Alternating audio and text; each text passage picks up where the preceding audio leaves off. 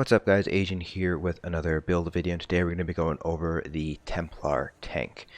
So in Harrowstorm, this patch was not really billed as a rebalance patch, so while there have been new sets that are introduced and a couple of skills have been updated, not much has changed for the Templar tanks. None of the new sets really kind of make their way into the tanking toolkit, and the changes to skills don't really impact your overall tanking ability, and we didn't really need to make any sort of adjustments for tanks going into Harrowstorm. So this build video is going to be very similar, if not identical, to the build video from the prior patch, Dragonhold. So if you're interested in gear, what gear I'm running for this build, please check out the tanking gear video. There should be a link in the description, as well as a link popping up in the upper right hand corner. You can go ahead and check out the gear in that video to kind of see what you should be wearing as a Templar tank.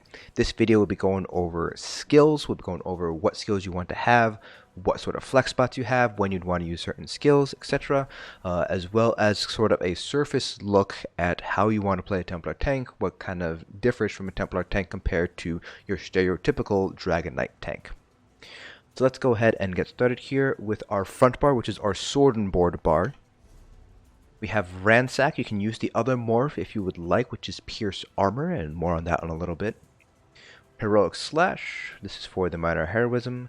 You have Living Dark for a self-heal. Not really that great. We'll touch upon that in a little bit here concerning self-heals and Templar tanks.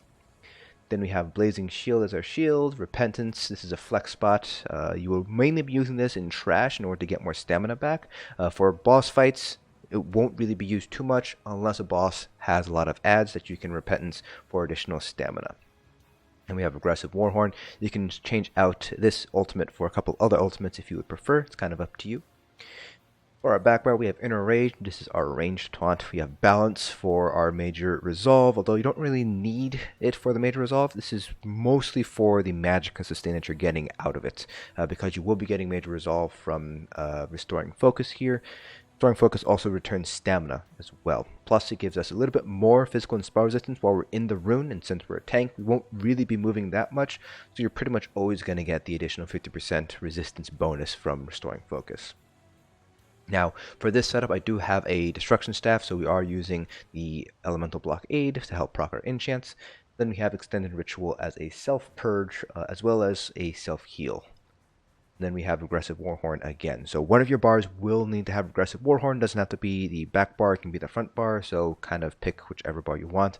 Or you can just double bar it, so that way you can always use Warhorn no matter what bar you're on. You don't have to wait for like a bar swap or anything like that. So we're going to go over now each skill, why you would use it, when you would use it, and if it is something that you want to swap out. So these first two abilities, Heroic Slash and Ransack, you're not going to want to swap out for obvious reasons. Ransack is your taunt. You don't want to drop your taunt, obviously. Now you can run the other morph of Ransack, which is Pierce Armor. Pierce Armor will give you Major Breach along with the Major Fracture. So if your healer is not running Ellie Drain, then you can run Pierce Armor. Otherwise, Ransack would give you some additional mitigation through minor protection. So it's kind of up to you which one you want to pick. A lot of tanks are running Ransack because healers will be able to run something like Ellie Drain for that major breach. So Pierce Armor is kind of redundant at that point. Then Heroic Slash is your source of minor heroism, which gives you more ultimate, which gives you faster Warhorn uptime. So it just improves Warhorn uptime, which improves major force uptime, which improves DPS. It also has a secondary effect of applying minor maim, which reduces damage done by 15%. A very consistent way to apply minor maim, which does help out overall DPS survivability. While we're on the one hand and shield line, we might as well talk about the next ability down, Defensive Posture, and its morph, Absorb Missile and Defensive Stance. So you will use these two morphs when you know you're fighting something that has projectiles, because it will only work off of projectiles. So Absorb Missile will heal you for when you get hit by a direct damage projectile, and Defensive Stance will actually reflect that projectile back at whoever managed to throw it at you. And it can absorb a certain amount of damage. So in this case, it'll absorb about a third of your health, a little bit less than a third of your health here. So each of them is useful. So Absorb Missile will give you that heal, which I personally don't feel is very strong. You don't really need the heal. I would prefer running defensive stance instead in order to reflect the projectile, although there are some instances where you don't want to run defensive stance. For example, against Rakat on Maul Blocage, you don't want to use defensive stance because reflecting his machine gun back at him will actually heal him. So in that instance, you might want to run Absorbed Missile. Generally speaking, this is a very situational skill to use, but it is useful when you can use it. I do want to point out Shield Charge for those instances where you need to swap taunts. This is really only used in one fight in the game, and that's the triplets in VHOF, but you do want to at the very least know the base ability. You don't necessarily need to morph it at all. Then, moving down the line here, Living Dark is a self-heal. Now, Templars don't really have that great of a self-heal, so you can see here that it only heals us for 1346 health. We're sitting at about 37k health right now with this particular setup, and it only procs off of direct damage. So if you're affected by a dot like a bleed or anything, it's not going to proc Living Dark. So Living Dark, while it is a self-heal, it's a very weak self-heal. So you kind of want to figure out whether or not you want to run Living Dark. Now, in terms of self-heals, the only other two that are reasonable to use would be Ritual of Rebirth and Breath of Life.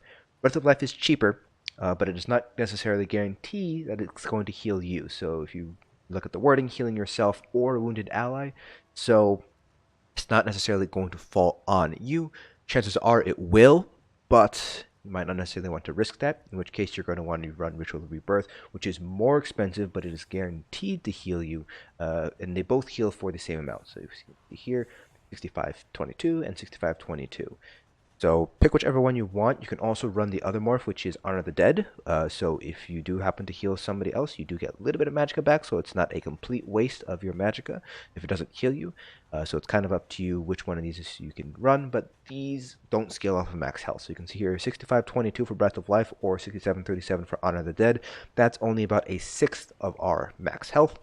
Other classes have heals, self-heals that heal for about a third of our health, perhaps even more if you manage to crit heal. So not particularly great as a self-heal. So that's one of the Templar's weaknesses. Your self-heals are a little bit shaky there. Now we do have a class shield with Blazing Shield. This actually can be pretty nice in trash fights too for additional damage, because when it expires it explodes and deals some damage out. So this does scale with your max health. It scales up to about a third of your max health. So just keep in mind that as your max health gets lower, you will end up losing some damage shield. So it's always going to be around a third of your max health.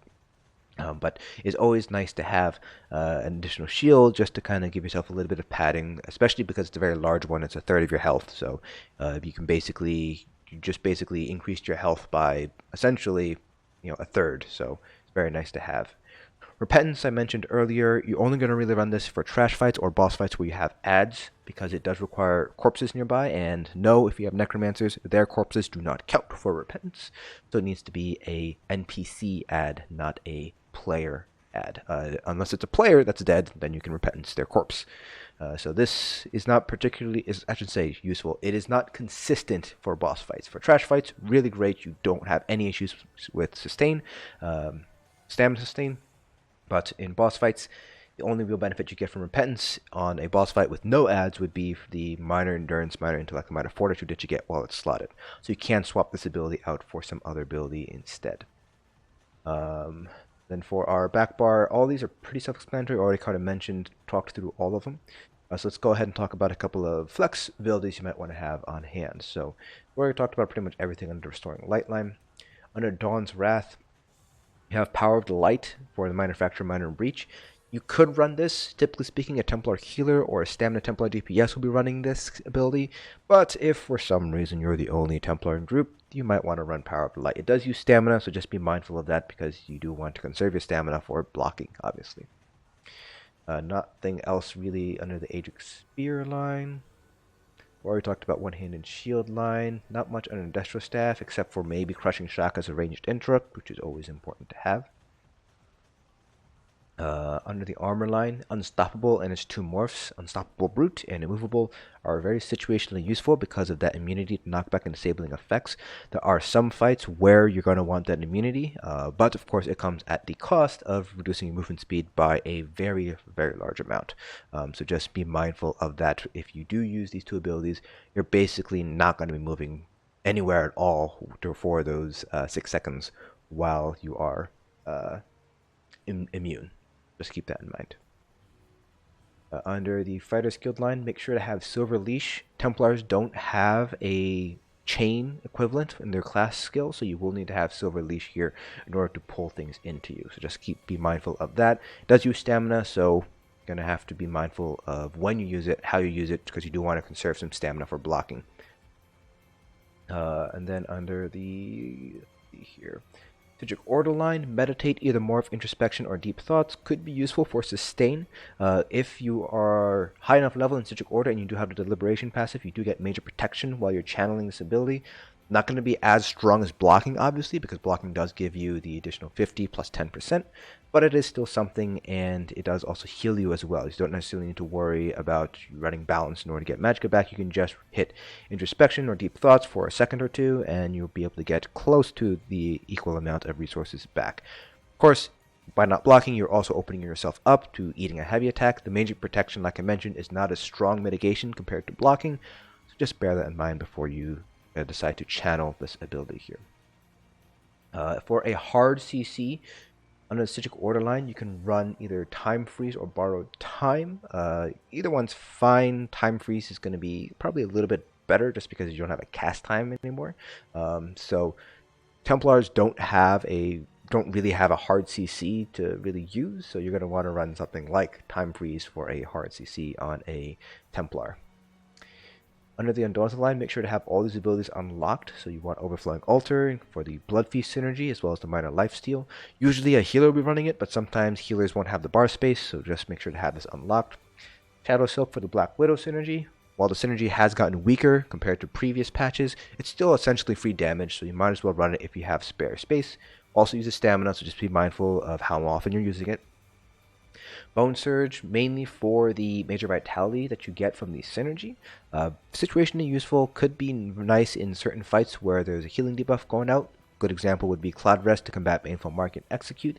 The shield itself is actually not terrible, but it does use stamina, so that's why we're not really using it too much. We're only using it for the major vitality for those specific situations where you want the additional healing received. And finally, Energy Orb. This can act as both a self-heal, a way to help proc Symphony, if you're not running something like Extended Ritual. So it still heals for quite a good amount. So if you compare it to Living Dark, it heals about half as much as Living Dark, but it heals twice as much as Extended Ritual. Now it does move, so obviously you can't use it consistently as a self-heal, but it is still a potential option. It also provides another source of the Combustion synergy for some more sustain for your DPS, so you're kind of checking a lot of boxes with Energy Orb. So definitely a strong ability to make sure to have. Under the Alliance War line, you can have Echoing Vigor as another self-heal. This does use stamina, so just be mindful of that. I recommend Echoing because it does stack with other people's Echoing Vigors, so if you have stamina DPS in group and they're running Echoing, you can stack each other's Vigors on top of each other for even more healing, which can end up being stronger than if everybody just individually ran Resolving Vigor. So definitely want to have that. Again, uses stamina, so be mindful of how often you're using it.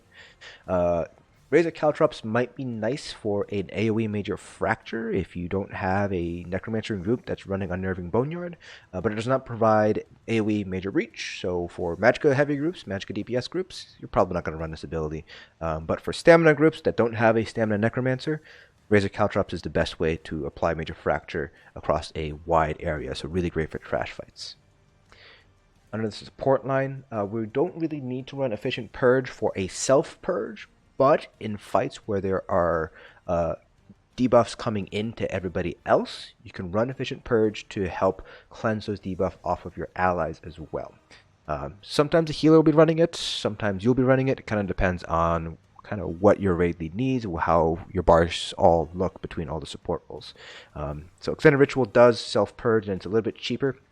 and efficient purge, but efficient purge cleanses other people, so just be mindful of which one you want to run depending on which fight you're kind of dealing with. That pretty much covers it for skills, so let's do a brief overview of what makes Templar tanks different from DK tanks. You already kind of covered a lot of it. One of them is your self-heal is not as strong as a DK self-heal. Green Dragonblood is a very strong self-heal. Templars don't really have that. We've talked about Honor the Dead and Ritual Rebirth being your only real options for self-heals, for a strong burst self-heal. And they're all very heavily magic. They are very magicka intensive, and they don't heal for quite as much. So you can see here we're sitting at around 37k health. They were healing for about 6.5k, so that's roughly a sixth to a fifth of our max health. When you compare it to something like Dark Cloak on a Nightblade or Green Dragonblood from a DK, it's just not as strong. It's about half as strong as those heals. So definitely not great in that department. Now, that might not matter too much if you have really good healers, but for situations where you're kind of off by yourself, perhaps not as strong healer support, the lack of self-heals, or to say the presence of weaker self-heals, you do kind of feel that a little bit. The other thing I mentioned earlier with Silver Leash is you don't have a chain, so you won't be able to pull things to you without running Silver Leash, and that uses stamina, so you're going to have limited uses of that ability before you run out of stamina, and because you're obviously going to be blocking potentially, so you just want to, you will not be able to use Magicka to pull things in like a DK. On top of that, you don't have a hard CC either. I should say you don't have an AoE hard CC. You do have a single target hard CC, but that doesn't really matter because hard CCs are used in trash fights where you have a lot of things you want to group up and stay grouped up. And so we've already talked about running time freeze for a hard CC because Templars don't have a class hard CC. So you do have to jump through a couple of hoops here because you are missing quite a few things that DK tanks don't have. Now in terms of tanking in general, this is generally what you kind of want to do. First thing is just stay alive and keep taunt on the boss. Once you can stay alive, and that will take a little bit of time depending on how far you're able to progress and things like that. But once you're able to stay alive, just focus on buffs and debuffs. The most important buff you can maintain as a tank is going to be your Crusher enchant, if you're the one running Crusher, obviously, as well as your Major Fracture from your taunt, obviously, Major Breach if you have Pierce Armor. And as a Templar tank, if you're running Power of the Light, make sure to maintain that. Definitely want to try to maintain Minor Maim to help the damage reduction as well as your Minor Heroism there. But Templar tanks don't really have quite as many debuffs to kind of give out. So another ability you might want to make sure to have active at all times is Restoring Focus for the additional stamina return. Now, you can move out of the rune once you put it down. You'll still have the stamina return, you still have the major resolve, but standing in it does give you some more resistances. So it's kind of good to make sure to keep that down there. For proccing your enchant, your Crusher enchant, or whatever enchant you have on the back bar, just make sure to have Blockade down at all times. Beyond that, though, it's really just sort of managing all the buffs and debuffs. So for a Templar, not much is going to be coming from your class abilities. A lot of it is going to be coming from your sets. So Yolnahkriin, Alkosh, Crusher enchants. One thing I do want to point out here is a lot of people ask me when you want to use shields. Use shields to anticipate large damage hits. You don't necessarily want to use a shield just willy-nilly when you don't really need it, especially because your damage shield only lasts for 6 seconds. If you see that the boss is winding up a heavy attack, pop your shields. That way you can take less damage to your actual health. Your shield will help eat up that damage from that heavy attack there. So don't necessarily spam a shield. You want to strategically use it to reduce the damage from a large hit there. But tanking and support in general is better seen in action than actually talked about. Unfortunately, I don't have a Templar tank, so you can check out my DK tank videos. The kind of core concepts behind tanking don't really change too much between the various classes. Obviously the skills differ, but the kind of core tenets of tanking don't really change too much from class to class. So you can check out any of the prior DK tank videos to kind of get a sense of how I approach tanking and how you want to play a tank in endgame PvE content. But that concludes this build video. Hopefully you guys found this informative. Links in the description below to the gear video as well as the build editor on UESP for this particular setup. And will also be a brief blurb about pretty much everything I talked about in this video in the description as well. Hope you guys found this informative, and I'll see you guys in the next dungeon.